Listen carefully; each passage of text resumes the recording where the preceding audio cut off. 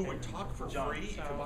Hi, I'm Chris Pirillo, and this is my third time to New York City. The first time in New York with an iPhone, and so now I'm able to connect with New York in ways that I was kind of afraid to do before.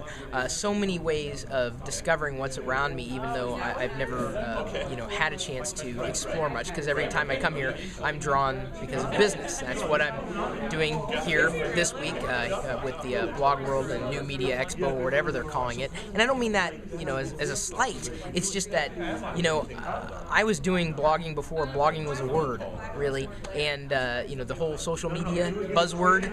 I'm sure it's going to change next year. So who knows? This may be called something completely different 3 years from now. I think the crux of all of this is just the connections that you make without realizing you're making connections.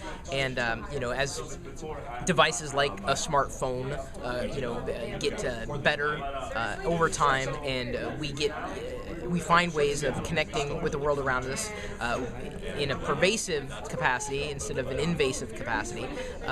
It gets more and more exciting. And so the idea of social media is less about, I can send out a tweet, and more about what's up, what do you think? And sharing our ideas with other people, whether they want to hear them or not. And certainly it really helps when you're in a very foreign place. And yes, coming from Seattle, New York is a very foreign place. Not bad, not horrible. I'm enjoying it, and certainly having fun connecting with people. And so that's what brings me here, the expo, and social media, I guess, is what will always keep me here. Let me ask you one more question. Empire Avenue you've been making a lot of waves across the networks with Empire Avenue. 30 seconds on Empire Ave. Well, first I have to say I am not an investor in Empire Avenue. I do not own any bit of the company. People have accused me of that several times over.